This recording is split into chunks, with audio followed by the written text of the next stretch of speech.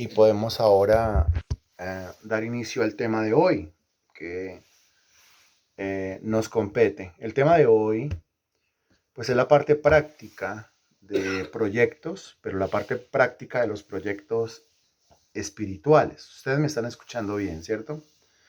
Hágame saber por favor si me está escuchando bien, si me está viendo bien, y si es así, pues entonces arrancamos de una vez. Bueno, la parte práctica de los proyectos espirituales. Recuerden que el año pasado nos centramos en lo que era la teoría que enseña la Sagrada Escritura sobre el tema de los proyectos espirituales. Estuvimos hablando del apóstol Pablo y después nos centramos en lo que era el tema de la visión y bueno, y otras temáticas también. Pero este año lo que es la parte práctica. Cuando hablamos de la parte práctica de los proyectos espirituales, pues tenemos que entrar a revisar nosotros qué es lo que Dios quiere como su perfecta voluntad para nosotros. La Biblia enseña que su voluntad es buena, es agradable y es perfecta. Eso es Romanos capítulo 12, versículo 2. Ahora la pregunta es, ¿cuál es esa buena voluntad agradable y perfecta de Dios para mi vida? ¿Qué es lo que Dios quiere que pase conmigo en cuanto a proyecto espiritual? Ya hemos revisado bastante acerca del tema de los proyectos materiales. Hay muchos textos que hablan de éxito, victoria, triunfo, prosperidad, progreso en cuanto al tema material. Ahora nosotros tenemos que revisar, volver a revisar y centrarnos en la voluntad de Dios para con nuestra espiritualidad. Dios quiere de la misma manera nuestro éxito a nivel espiritual, no es solamente material. Dios quiere que nosotros prosperemos espiritualmente, así como vamos prosperando materialmente. Dios quiere que nuestro espíritu progrese de la misma manera que nuestros bolsillos van progresando. Eso está en la Sagrada Escritura. La Biblia es clara al decir que en el Evangelio encontramos nosotros promesa para esta vida y también encontramos promesa para la vida venidera. Es decir, encontramos promesa para este ámbito terrenal y también encontramos promesas para el ámbito celestial, espiritual o invisible. Cuando nosotros hablamos de la razón para la cual Dios nos creó, siempre decimos nosotros que, bueno, este pueblo he creado para mí, mis alabanzas publicará, y que Dios nos creó y después nos adquirió para que nosotros anunciásemos las virtudes de aquel que nos llamó de las tinieblas a su luz admirable. Pero cuando hablamos de esto, nosotros estamos omitiendo una gran verdad. Y una gran verdad que encierra todo lo que podamos decir con respecto a la razón por la cual el Señor a nosotros nos creó. Nosotros no somos un accidente en esta tierra, nosotros estamos aquí para algo, estamos aquí por algo, porque Dios nos creó, Dios nos formó, Dios lo decidió y estamos aquí para algo. Y cuando decimos para algo, pues estamos hablando de un propósito. Al revisar la Sagrada Escritura nos damos cuenta desde el primer libro, desde el primer capítulo, que Dios nos creó a todos los seres humanos de una manera especial. Eso es Génesis capítulo 1, versículo 26, un texto conocido por todos aquí, pero que es necesario volver a revisar. Así que abra su Biblia, por favor, en el libro de Génesis capítulo 1, versículo 26, que habla de una decisión que Dios toma y es una decisión que Dios después ejecuta. Me avisa cuando ya alguien más que escriba en el chat y diga, ya estoy en Génesis capítulo 1, versículo 26. Bueno, muchas gracias. Dice el versículo 26, recuerde que este es el sexto día de la creación y esto es lo último que Dios va a hacer en cuanto a creación. El primer día, pues dice que Dios creó la luz y así sucesivamente, segundo día, tercer día, cuarto día, quinto día, llega el sexto día. En el sexto día, el Señor, desde el versículo 24 dice, luego dijo Dios, produzca la tierra seres vivientes según su género, bestias y serpientes y animales de la tierra según su especie, y fue así. E hizo Dios animales de la tierra según su género y ganado según su género y todo animal que se arrastra sobre la tierra según su especie, y vio Dios que era bueno. Esto que usted acaba de leer en los versículos 24 y 25 corresponde también al día sexto. Es decir, el día sexto Dios no solamente creó al hombre. El día sexto ocurrió también lo del versículo 24 y también lo del versículo 25. Y ya terminando el día sexto, es decir, comenzando el día sexto, comenzando la labor, la tarea, el trabajo del día sexto, usted encuentra el versículo 24. ¿Qué hace el Señor la mañana del día sexto? Podríamos decirlo así. Dice, produzca la tierra seres vivientes según su género, bestias, serpientes y animales de la tierra según su especie. Y fue así. Lo sigue repitiendo en el versículo 25. E hizo Dios animales de la tierra según su género, y ganado según su género, y todo animal que se arrastra sobre la tierra según su especie, y vio Dios que era bueno. Ya después de haber hecho esto, estamos en el día sexto, repetimos. Entonces el Señor dice en el versículo 26, entonces dijo Dios. El entonces es después de haber hecho lo que ya había hecho en el día sexto y en el día quinto y en el cuarto y en el tercero y en el segundo y en el primero. Después de eso, dijo Dios, hagamos al hombre a nuestra imagen, conforme a nuestra semejanza, y señoree en los peces del mar, en las aves de los cielos, en las bestias de toda la tierra, y en todo animal que se arrastra sobre la tierra. De ahí nosotros conocemos la doctrina de la perfecta creación del ser humano, de la raza humana, hecha conforme a la imagen y semejanza del Creador. Algunas cosas que repasar aquí, no creo que le esté enseñando nada nuevo a nadie, más bien repasando. Dice, dijo Dios. Recuerde que siempre jugamos aquí con los plurales y con los singulares. Cuando dice dijo Dios, pues está hablando desde la singularidad. Dijo Dios, una sola persona, pero después dice hagamos, y al decir hagamos, pues entonces no está hablando una sola persona, porque hagamos está hablando una persona al menos a otra persona. Hagamos, y después dice al hombre, entonces vuelve a la singularidad. ¿Sí? Hagamos un individuo. Está hablando un individuo que se convierte en varios individuos y está planeando crear un individuo. Después dice, hagamos al hombre a nuestra, y otra vez pasa a lo plural, imagen, y otra vez se devuelve a lo singular. Dese cuenta que es un juego de palabras, ¿no? A nuestra imagen, y después dice conforme a nuestra, otra vez plural, semejanza, porque no dice conforme a nuestras semejanza, sino dice conforme a nuestras imágenes, sino que dice conforme a nuestra imagen. O sea que esas personas que están hablando ahí en el versículo 26, pues tienen la misma imagen. Y esas personas que están hablando en el versículo 26 comparten la misma semejanza. No son dos o tres personas diciendo, pero que se parezca a usted o que se parezca a mí, o que se parezca a usted un poquito y que se parezca a mí otro poquito. Es lo que tenemos que entender de entrada en esta clase, que es una clase introductoria a la parte práctica de proyectos espirituales, para que usted entienda de aquí en adelante de qué es que nosotros vamos a hablar, cuál es el conocimiento que usted va a comenzar a recibir a partir de hoy. Conforme a nuestra semejanza, y bueno, ya el resto dice, y señoree, que sería como el resultado de haber creado a ese hombre a la imagen y semejanza de Dios. Ahora, ¿por qué del singular al plural, del plural al singular y se devuelve después al plural? Pues es que estamos hablando de un Dios en tres personas, ya que la doctrina de la Trinidad aparece desde el mismo primer capítulo de Génesis, sin mencionarse ni en Génesis 1, ni en el 2, ni en ningún libro de la Biblia la palabra Trinidad, porque eso es un tecnicismo teológico, pero aunque el tecnicismo teológico no aparezca en la Biblia, el concepto como tal de la Trinidad sí aparece por toda la Sagrada Escritura. Entonces eso hay que tenerlo claro. Cuando Dios dice que nos iba a crear a su imagen y a su semejanza, lo que está queriendo decir es que iba a crear un individuo que fuese uno, pero a su vez fuese varios. Así como Dios es uno, pero a su vez es tres. De la misma manera el hombre sería uno, pero a su vez sería tres personas diferentes. A Dios lo podemos llamar la Trinidad divina, conformada por Padre, Hijo y Espíritu Santo, pero un solo Dios verdadero.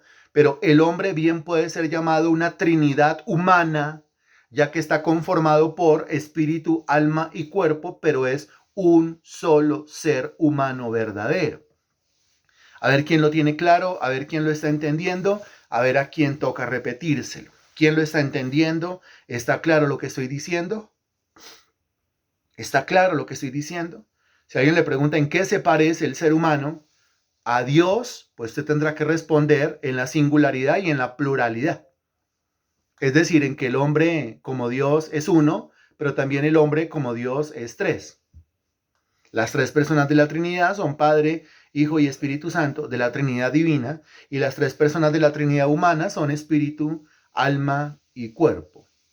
Está clarísimo, está claro. Ok, me alegra mucho que esté claro. Ahora, Dios nos creó de esa manera y encontramos una particularidad aquí. En Génesis capítulo 1, versículo 27, el versículo que sigue, encontramos lo siguiente: creó Dios al hombre a su imagen, vuelve y repite que es a su imagen, a imagen de Dios lo creó, dése cuenta la doble repetición, si usted lo adjunta a lo que dice el versículo 26 sería una triple repetición. Si Dios dice algo en la Biblia ya es de creer, si Dios lo dice dos veces es confirmación, si Dios lo dice tres veces es porque eso es una verdad absoluta, que el hombre es creado a imagen de Dios. Y termina diciendo, varón y hembra los creó.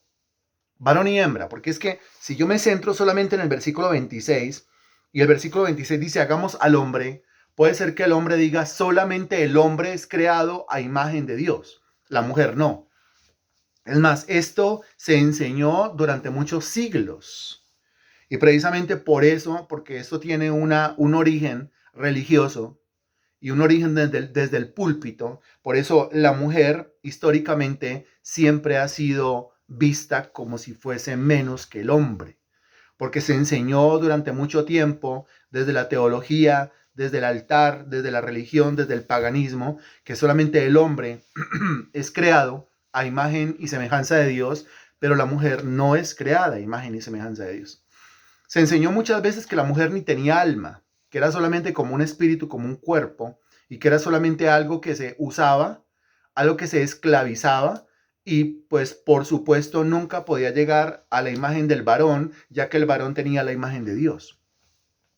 Eso es una falacia completa, es una mentira completa, porque el versículo 27, terminando el versículo 27, dice, varón y hembra los creó. Y está dentro del contexto en donde el Señor está hablando y está diciendo que creó al hombre a su imagen y que a imagen de Dios lo creó. ¿Eso qué quiere decir? Pues que el hombre fue creado a imagen y semejanza de Dios, pero también la mujer fue creada a imagen y semejanza de Dios. ¿Está claro esto que estoy diciendo? ¿Quedó claro lo del versículo 26 y ahora está claro lo del versículo 27? Ok, listo. Me alegra. Muy bien. El tema es que a raíz de la caída del hombre, y eso ocurre en Génesis capítulo 3, o sea que no se demoró mucho en afectarse esa imagen y esa semejanza de Dios, porque en el capítulo 3 usted va a encontrar un título que dice desobediencia del hombre, y ahí es donde nosotros enseñamos que el hombre cayó en pecado, el hombre cayó de donde estaba, cayó de esa posición, de esa relación, de esa comunión y de esa intimidad que tenía con Dios, cayó de ahí. La Biblia dice todos pecaron y están destituidos de la gloria de Dios. Y la Biblia dice que la paga del pecado es muerte. Cuando el hombre cae, algo ocurre con esa imagen y con esa semejanza con la cual Dios lo creó. Porque la Biblia enseña que el hombre murió. El día que de ese fruto comieres, ciertamente morirás. Y realmente Adán murió. Lo primero que murió en él fue ¿qué? Eso usted lo sabe por el curso de antropología. Lo primero que en Adán murió y que en Eva murió fue ¿qué? Responda usted ahí, por favor, en el chat. Muchas gracias. Lo primero que en Adán y en Eva murió, fue, responda, por favor. Muchas gracias.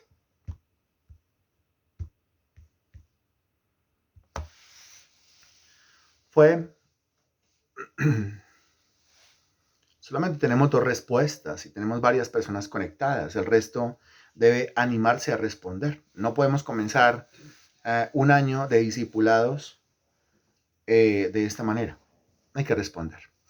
Lo primero que en Adán y en Eva murió fue su espíritu. Eso fue lo primero que murió. Eso fue lo primero que murió.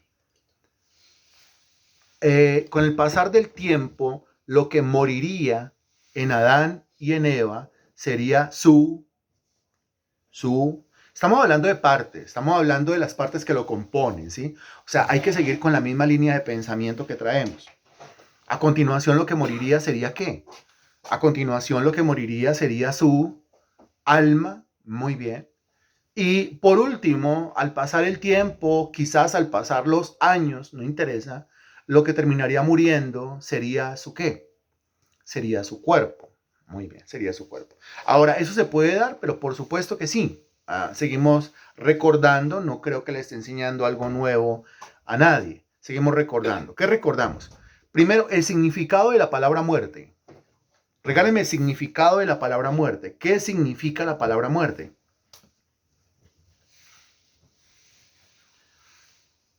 La palabra muerte significa separación. Eso, exactamente eso significa la palabra muerte. La palabra muerte no significa fulminación. Los testigos de Jehová enseñan la muerte como una fulminación. No, cuando uno muere no es fulminado. Es que algunos sectores de los testigos de Jehová enseñan que cuando una persona muere, esa persona es fulminada, es decir, no aparece ni en el infierno, ni en el cielo, ni en ningún lado, porque sencillamente Jehová lo fulminó, es decir, lo desapareció, ¿sí? Desapareció sus restos. No. La Biblia no enseña eso. Separación, muerte es separación, mas no fulminación. Ahora, separación. ¿Por qué la Biblia llama a la muerte separación? Pues porque cuando una persona muere, evidentemente los tres componentes o las tres partes que lo conforman se separan. ¿Me recuerda usted en una sola línea cuáles son las tres partes, los tres componentes que nos conforman, por favor? Pero en una sola línea, en una sola respuesta, para que quien no la tiene clara a estas alturas la tenga clara, o la persona a la cual se le ha olvidado pues lo recuerde inmediatamente. Los tres componentes, y me agrada muy bien que lo escriba en ese orden, excelente, pues los tres componentes son espíritu, alma y cuerpo. Mientras que esos tres componentes, espíritu, alma y cuerpo, estén unidos, el individuo está ¿cómo? Le repito la pregunta. Mientras que esos tres componentes estén unidos, el individuo está ¿cómo? Excelente, el individuo está vivo. Ahora, ¿qué pasa cuando uno de esos tres componentes se separa de los otros dos componentes? ¿Qué pasa cuando estos tres componentes sufren una separación? En ese caso, ¿cómo está el individuo? Está muerto. Muy bien. O sea que vivo tendría una definición de unido, mientras que muerto tiene la definición de separado.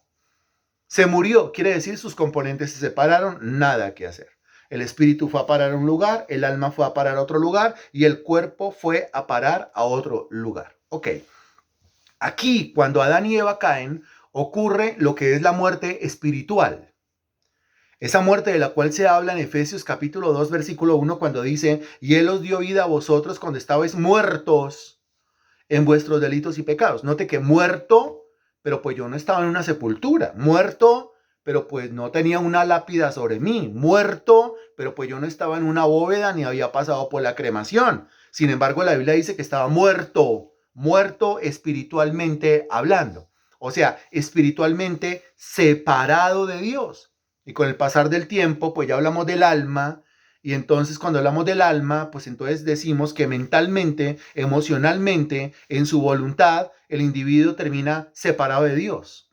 En el sentido de que en su mente no hay Dios, en su corazón no hay Dios, no quiere a Dios, no desea a Dios, no piensa en Dios nunca y de ninguna manera. Y con el pasar del tiempo, pues lo irremediable, el individuo va a morir físicamente. Es decir, su cuerpo va a dejar este plano y va a ser enterrado y va a ser comido por los gusanos. Porque polvo eres, dice la Sagrada Escritura, y al polvo volverás. La muerte física no es la trágica. La trágica es la muerte espiritual. Porque esa muerte espiritual conduce a la muerte del alma. Y si el alma está muerta en el sentido de separada de Dios, pues entonces esa alma va a tener que vivir toda una eternidad en un lugar de castigo y tormento que se llama lago que arde con fuego y azufre. Esto es solamente repaso, no estoy enseñando nada nuevo. ¿Estamos de acuerdo con lo que acabo de decir?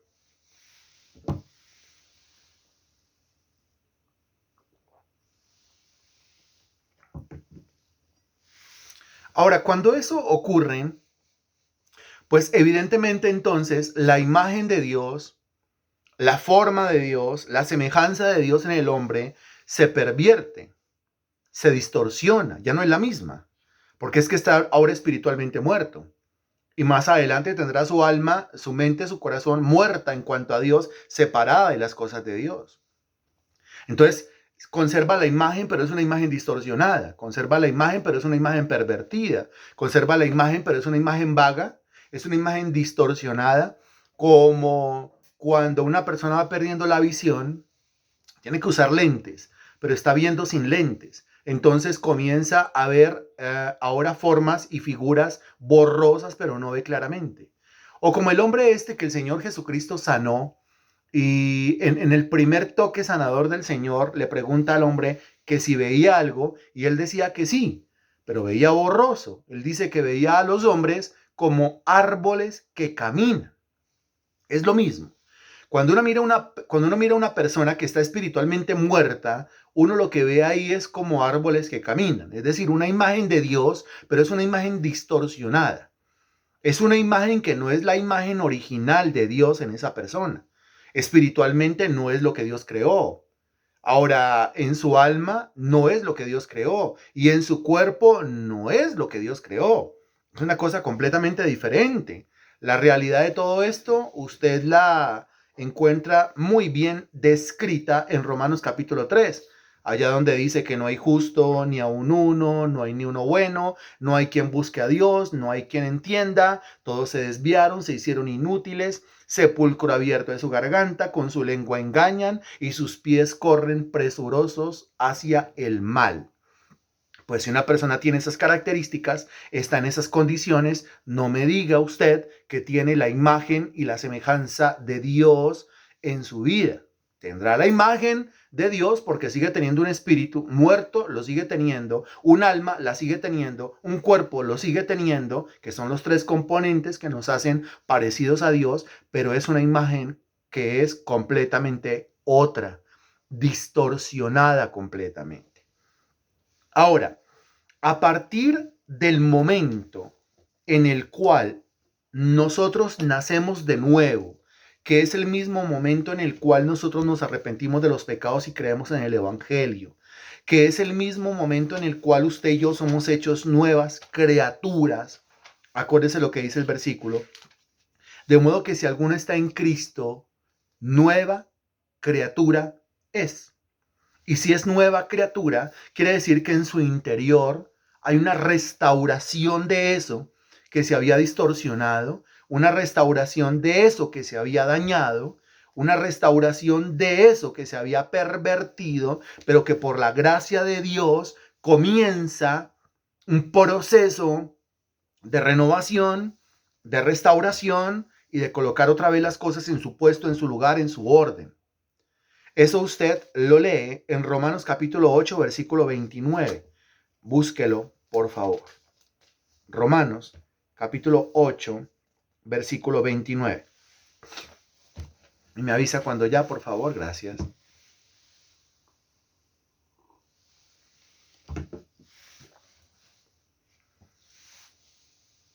Bien, el versículo 28, muy conocido por todos, dice, y sabemos que a los que aman a Dios, todas las cosas les ayudan a bien.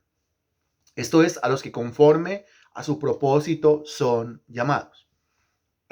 Aparece en este versículo la palabra propósito, el término propósito.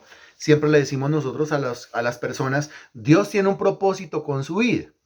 El tema es que no les aclaramos o especificamos después cuál es el propósito que Dios tiene para con sus vidas, ¿no? Nosotros tenemos que ser conocedores, no solamente de que hay un propósito, sino de cuál realmente es el propósito que Dios tiene para con esas vidas que nos rodean. Y pues lógicamente, igual de importante o más importante, conocer cuál es el propósito que Dios tiene para conmigo. Entonces el versículo 28 habla de un propósito. Dice que conforme a su propósito son llamados. Eso, entendido de otra manera, sería como que Dios me llamó con un propósito. Dios me llamó para desarrollar un propósito en mi propia vida. Y a continuación comienza con estas cosas que comienza a decir en el versículo 29, porque dice, porque a los que antes conoció, también los predestinó para que fuesen hechos conforme a la imagen de su Hijo, para que Él sea el primogénito entre muchos hermanos. Después dice, y a los que predestinó, a estos también llamó, y a los que llamó, a estos también justificó, y a los que justificó, a estos también glorificó. Aquí hay unas palabras bien especiales. Por ejemplo, en el versículo 29 dice, a los que antes conoció. Y también en el versículo 29 dice, también los predestinó. Van dos palabras. Primera, conoció. Segunda, predestinó. En el versículo 30 repite que los predestinó y después dice, a estos también llamó. Tercera palabra, llamó. Y a los que llamó, a estos también justificó. Cuarta palabra, justificó. Y a los que justificó, a estos también glorificó. Quinta palabra, los glorificó. ¿Cuáles son esas 5 palabras especiales que usted encuentra en estos 2 versículos? Primero, la palabra conoció, después la palabra predestinó, después la palabra llamó, después la palabra justificó y después la palabra glorificó. Y alguno ha llamado a esto la cadena de oro de la salvación, que comienza desde una decisión que Dios tomó desde antes de la fundación del mundo, cuando me conoció en su cabeza, porque no me había creado, me conoció en su cabeza y al conocerme en su cabeza me predestinó, a su debido tiempo me llamó y me llamó para justificarme y al justificarme en su cabeza ya me glorificó. Todo con Dios está conjugado en tiempo pasado, dése cuenta. Cuando hablamos de estas 5 cosas, estamos diciendo grandes verdades. Pero cuando hablamos de estas 5 cosas, al mismo tiempo, estamos omitiendo o nos estamos, perdón la expresión, tragando una cosa grande, enorme, que dice el versículo 29 y que nosotros pasamos por alto. El versículo 29 lo repetimos, dice, a los que antes conoció, también los predestinó. Y dice, ¿para qué los predestinó? Dice, los predestinó para que fuesen hechos conformes a la imagen de su Hijo. Y si Él nos predestinó para que nosotros fuésemos hechos conforme a la imagen de su Hijo, eso quiere decir que Él me predestinó para restaurar, para restituir, para devolver en mi vida esa imagen con la cual Él me creó, Génesis 1, 26, 27, pero que por causa de la caída de Adán y Eva, Génesis capítulo 3, y por causa de nuestro propio pecado, Romanos capítulo 5, porque dice que el pecado entró en el mundo por un hombre, y con el pecado la muerte, y así la muerte pasó a todos los hombres, por cuanto todos pecaron, aplicándolo a nosotros, por cuanto todos pecamos. Ese pecado nuestro y ese ADN que traemos nosotros de Adán, pues distorsionó completamente la imagen de Dios en nuestra vida. Ahora, Dios nos predestina en un acto salvador o salvífico para que esa imagen con la cual Él me creó, pero se distorsionó, ahora sea restaurada completamente en mi vida. Para que yo espiritualmente sea aquello que fue el propósito inicial de Dios en la creación del hombre. Pero no solamente espiritualmente, sino también en mi alma y también en mi cuerpo. Quiero saber si esto está quedando claro. ¿Para qué Dios me creó? ¿Para qué Dios me predestinó? ¿Para qué Dios me tiene aquí, qué es lo que Dios está haciendo conmigo, por qué está permitiendo lo que está permitiendo, por qué a veces duele, a veces no duele, por qué a veces es tan fácil, a veces tan difícil, por qué a veces todo fluye, por qué a veces todo se tranca, por qué esos choques mentales, por qué esos choques emocionales, por qué los golpes espirituales, por qué los golpes emocionales y por qué los golpes físicos. Porque el Señor está haciendo algo en mi vida. ¿Qué está haciendo el Señor en mi vida? El Señor está causando una restauración, causando una restitución, causando una renovación. Uso las tres palabras para preguntarle. ¿Una renovación de qué? ¿Una restitución de qué? ¿Una restauración de qué? En mi propia vida. ¿Qué es lo que el Señor está haciendo?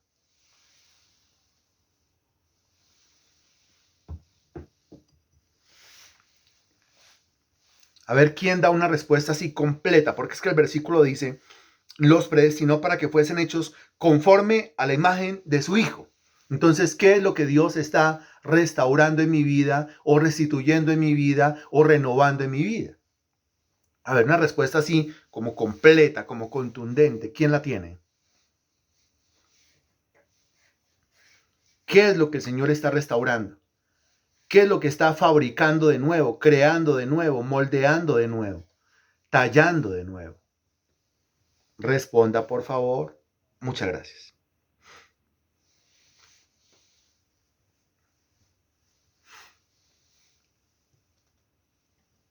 ¿Qué es lo que está haciendo? La imagen original. Muy bien. ¿Cuál es la imagen original?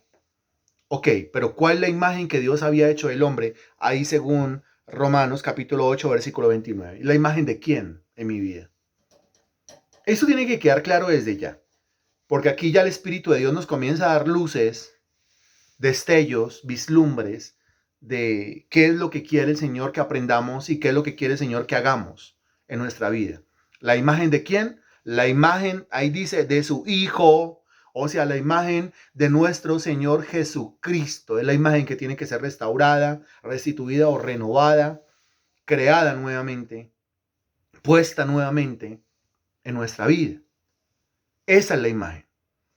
Ahora, cuando hablamos de imagen y cuando hablamos de semejanza, lo que estamos diciendo es a quién yo me debo parecer, yo a quién debo ser semejante, yo a quién debo imitar, yo a quién debo emular. Pues entonces ahí está claro. Mi vida debería ser una copia de lo que es el Señor Jesucristo. Mi vida debería ser como una figura calcada de lo que es nuestro Señor Jesucristo. Cosa que el que me vea a mí, vea al Señor Jesucristo. Cosa que el que lo vea a usted, pues vea al Señor Jesucristo. Eso es lo que se quiere y eso es lo que se pretende. ¿Sí? Cuando decimos que nosotros tenemos que ser conformados a la imagen de su Hijo, lo que está diciendo el texto es que nosotros nos tenemos que parecer al Señor Jesucristo. Ahora nos tenemos que parecer al Señor Jesucristo en cuanto a qué. Eso lo vamos a dejar aquí para más adelante, pero pues ya vamos adelantando preguntas. En Efesios capítulo 4, versículo 13, búsquelo por favor. Efesios capítulo 4, versículo 13. Me avisa cuando ya, por favor.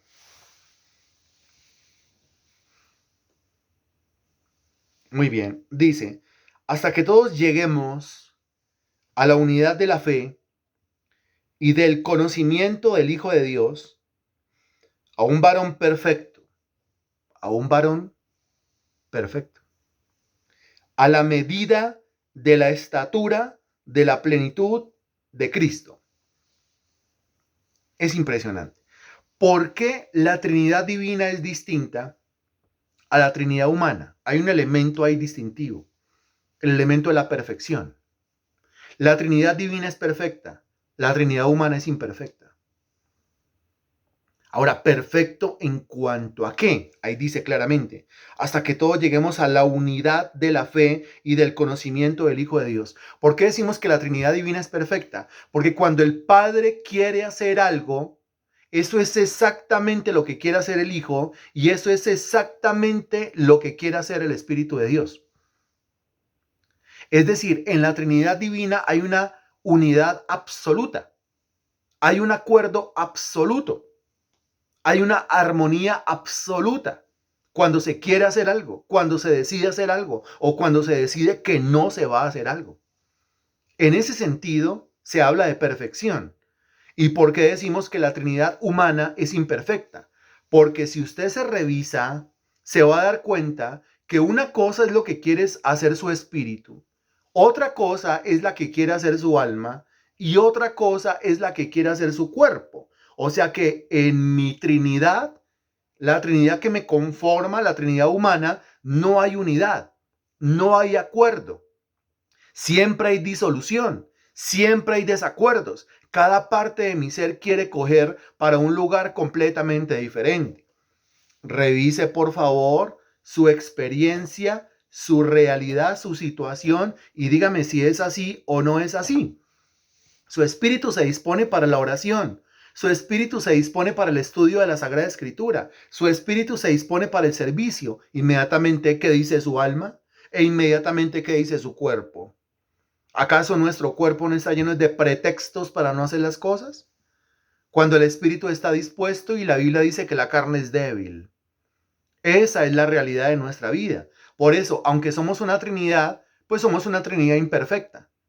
Y la restauración de la imagen del Hijo de Dios en nosotros tiene que ver precisamente con tomar una Trinidad imperfecta y convertirla en una Trinidad perfecta.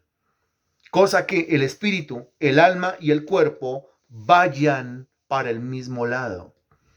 Cuando el espíritu, alma y cuerpo vayan para el mismo lado, eso quiere decir que la perfección se está dando. Eso quiere decir que la imagen y la semejanza de Dios, la imagen y la semejanza del Hijo de Dios se está consiguiendo, como lo leímos en Romanos capítulo 8, versículo 29.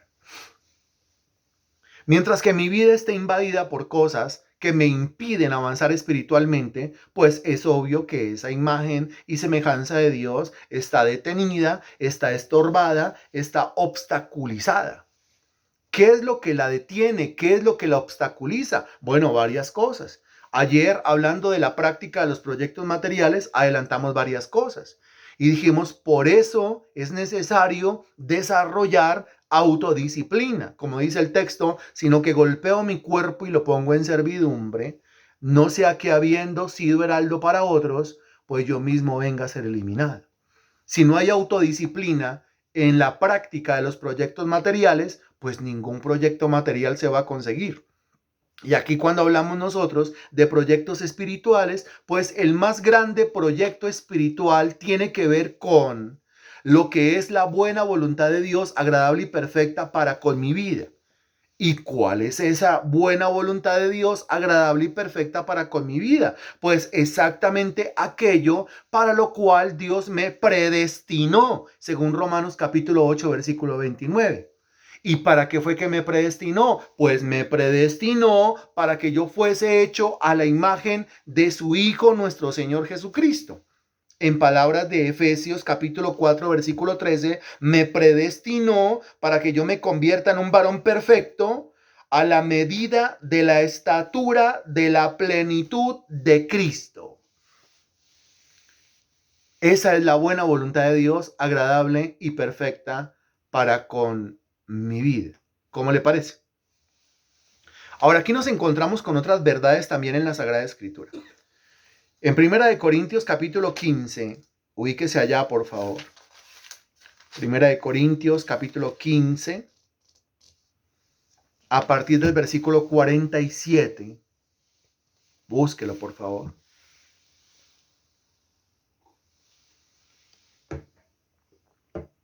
Me avisa cuando ya. 1 Corintios capítulo 15, versículo 47. Mire lo que dice. El primer hombre es de la tierra, terrenal. El segundo hombre, que es el Señor, es del cielo. Lo que usted encuentra en 1 Corintios capítulo 15 es muy parecido a lo que usted encuentra en Romanos capítulo 5. En Romanos capítulo 5 se traza una comparación, un paralelo entre dos Adanes. El primer Adán, usted ya sabe quién fue, y el segundo Adán también ya sabe quién fue. El primer Adán, pues es el Adán de Génesis capítulo 1, de Génesis capítulo 2, de Génesis capítulo 3. El segundo Adán, pues es el Dios encarnado, el Dios que recordamos nosotros con mucho énfasis en este mes de diciembre, sobre todo en las novenas, en donde, bueno, divulgamos este conocimiento por donde el Señor nos permitió llegar. El primer Adán es el Adán de Génesis. El segundo Adán es el Adán de los Evangelios. Es el Adán de Juan capítulo 1, versículo 1, que dice que en el principio era el verbo y el verbo era con Dios y el verbo era Dios. Él es el verbo, la palabra encarnada. Versículo 47 dice, el primer hombre, o sea, Adán, es de la tierra. Y si es de la tierra, pues terrenal, dice el versículo. El segundo hombre lo aclara que es el Señor con ese mayúscula, pues ¿de dónde es? Pues es del cielo. Y si es del cielo, pues es celestial. Eso está muy claro. Ahora, versículo 48. Cual el terrenal, tales también los terrenales. Aquí no está hablando solamente de Adán habla en el versículo 47, sino que el versículo 48 está hablando de los hijos de Adán, los descendientes de Adán, el linaje de Adán, el árbol genealógico de Adán. Cual el terrenal, tales también los terrenales. Versículo 48. Y cual el celestial, tales también los celestiales. Es decir, así como los descendientes de Adán, pues son de esta tierra, son terrenales, y por ser terrenales son mundanos, son seculares y solamente piensan en las cosas de esta tierra, pues de la misma manera también los descendientes de Cristo, por ser Cristo celestial del cielo, pues los descendientes de Cristo también son celestiales, también tienen su mirada puesta allá donde Cristo tiene puesta su mirada, o sea, en el cielo. El descendiente de Cristo se acuerda que nuestra ciudadanía es en los cielos, que nuestras motivaciones son celestiales, de manera que son altas, son grandes, son mayores. La Biblia dice en Isaías capítulo 55, como son más altos los cielos que la tierra, así son más altos mis pensamientos que vuestros pensamientos y mis caminos que vuestros caminos. Aquí está hablando también de planes y de proyecciones. Hay gente que planea desde una perspectiva terrenal. Sus perspectivas son pequeñas, sus planes son pequeños, sus propósitos son pequeños, terrenales, seculares y dependen únicamente pues de su propio brazo. Ellos dependen únicamente de lo natural, de lo que pueden conseguir según su propio esfuerzo. Pero los descendientes de Cristo, los que fuimos hechos hijos de Dios por la fe en el Señor Jesucristo, pues tenemos perspectivas diferentes. Planeamos, pero teniendo en cuenta siempre al que está sentado en el trono. Planeamos dependiendo de su poder, dependiendo de su inteligencia, dependiendo de su espíritu, dependiendo de su guianza. ¿Cuál el terrenal? Tales también los terrenales. Lo que está diciendo acá es que, mire, los terrenales o los descendientes de Adán se parecen a Adán. Y los celestiales, o sea, los descendientes de Cristo, pues se parecen a Cristo, se parecen. Y cuando habla de parecerse, pues tenemos que hablar nuevamente de la imagen y tenemos que hablar nuevamente de la semejanza. El versículo 49 dice, y así como hemos traído la imagen del terrenal. ¿Quién es el terrenal? Responda, por favor. Así como hemos traído la imagen del terrenal. ¿Cuál es el terrenal? ¿Quién es el terrenal? El terrenal es, pues Adán, o sea, el primer Adán, o sea, el primer hombre creado por Dios. Así como hemos traído la imagen del terrenal, o sea, pareciéndonos a Adán, ¿en qué? En lo terrenales, en lo mundanos y en lo seculares, por causa de la caída de nuestro espíritu, de nuestra alma y de nuestro cuerpo. Pero el versículo termina diciendo, traeremos también la imagen del celestial. Y cuando dice traeremos también la imagen del celestial, pregunta, ¿quién es el celestial? Ah, muy bien. El celestial es nuestro Señor Jesucristo, que así como nosotros nos parecemos, o mejor, nos parecimos durante tanto tiempo a Adán, que es el terrenal, en todas las cosas, pues entonces nosotros debemos esforzarnos por traer la imagen del celestial, es decir, por parecernos al Señor Jesucristo a toda costa. Porque cuando la gente nos vea a nosotros, no nos vea a nosotros. Porque cuando la gente nos vea a nosotros, no vea a Adán. Porque si cuando nos ven a nosotros, ven a Adán, pues están viendo un completo fracaso. Adán fue un completo fracasado. Adán fue un completo pecador, desobediente, necio, desleal, terrible. Que cuando la gente nos vea a nosotros no esté viendo a Adán, que cuando la gente nos vea a nosotros esté viendo al Señor Jesucristo. Eso es lo que se quiere, de eso es que se trata. Bueno, hasta ahí pregunta, ¿quién lo está entendiendo?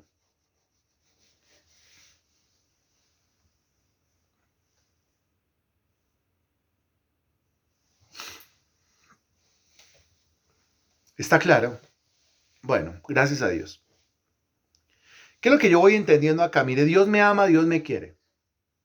Pero el hecho de que Dios me ame, el hecho de que Dios me quiera, no quiere decir, pues, que esté conforme con la manera o la forma o la imagen o la semejanza o la estatura que yo tengo en la actualidad. Porque no le sirve al Señor esa imagen que yo tengo. No le sirve al Señor esa semejanza que yo tengo. No le sirve al Señor ese parecido que yo tengo. No le sirve al Señor esa estatura que yo tengo.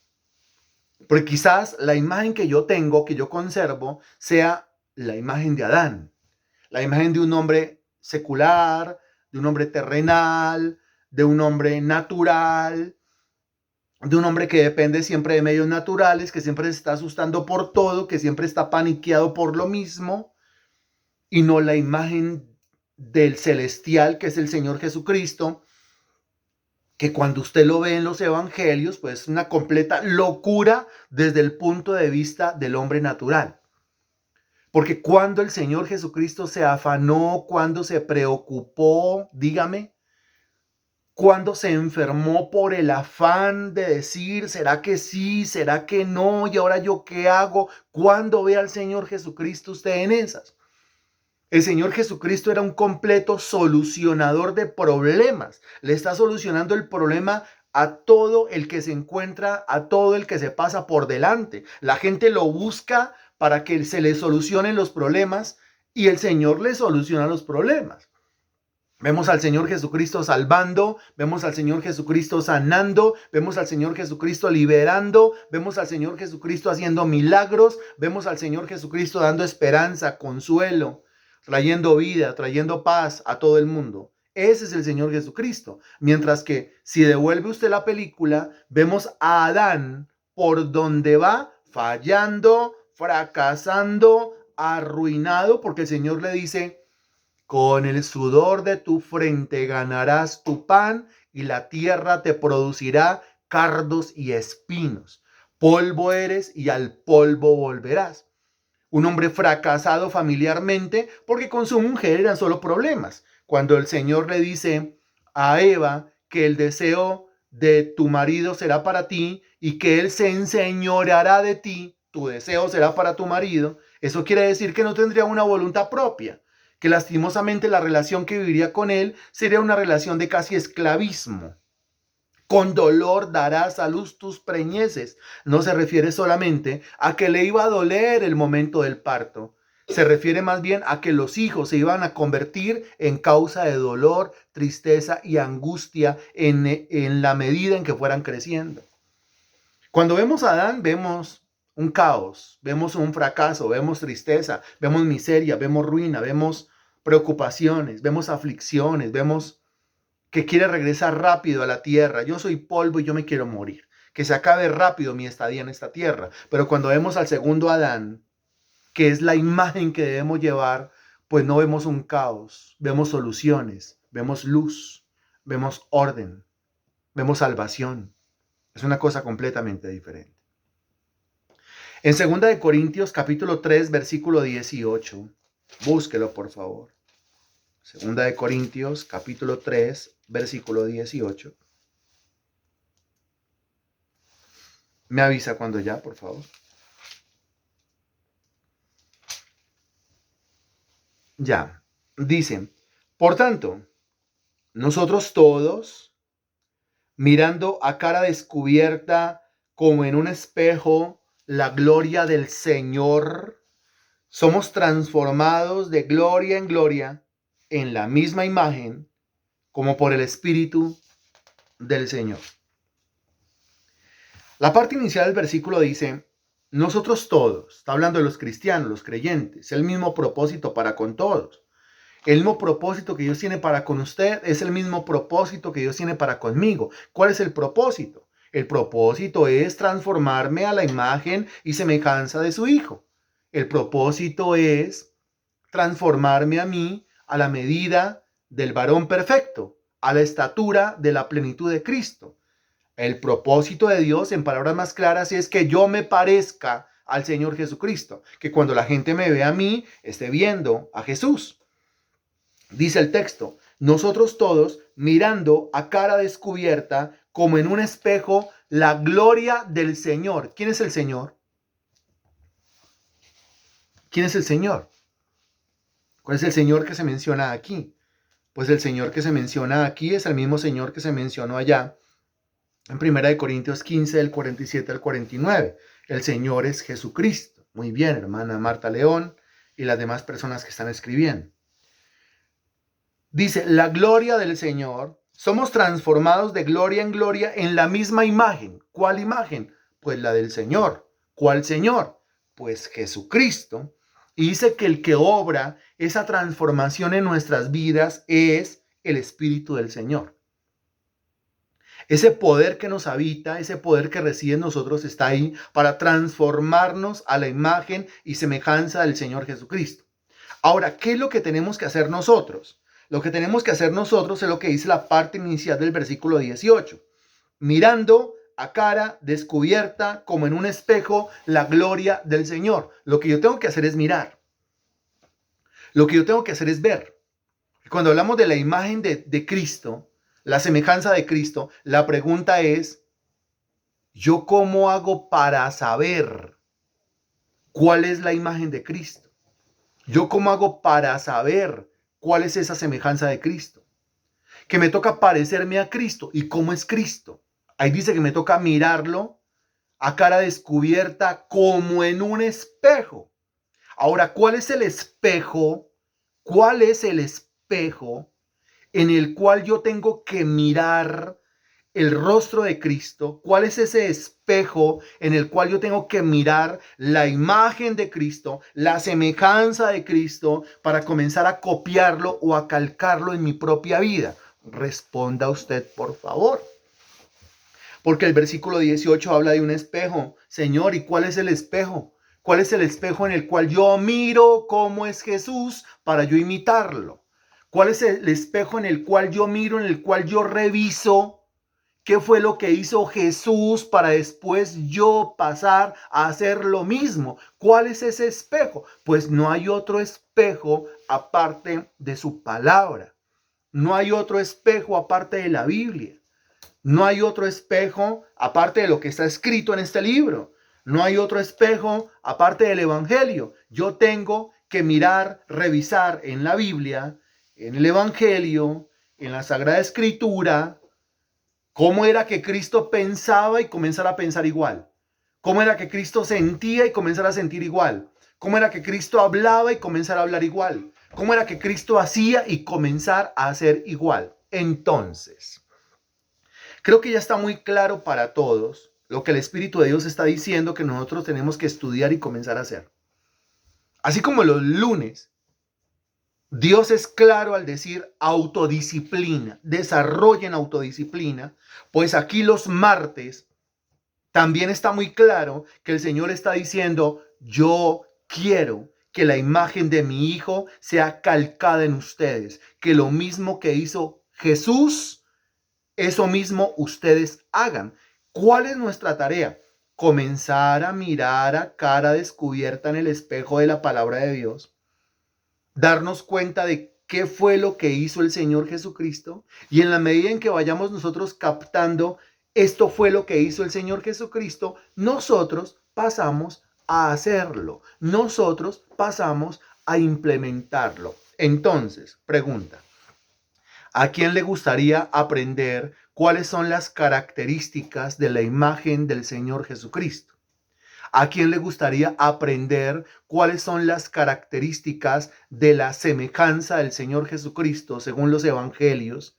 Para no solamente aprenderlo, sino pasar después a hacerlo. Es decir, llevarlo a la práctica. ¿A quién le gustaría? Muy bien. Me encanta que le guste porque ese es el tema que nos disponemos nosotros a enseñar y a practicar a partir de este momento.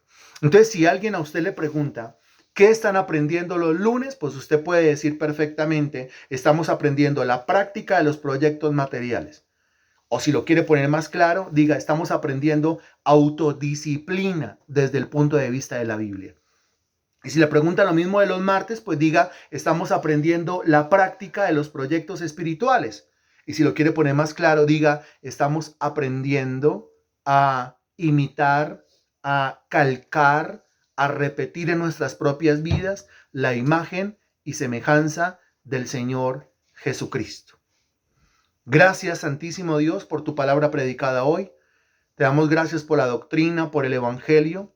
Gracias por este conocimiento. Y yo te pido, Santísimo Señor, que todo esto que vamos aprendiendo no se quede solamente en la teoría, sino que podamos convertirlo, Señor Dios, en una práctica ágil, en una práctica rápida. Esa es tu voluntad para con nosotros. Para eso nos predestinaste.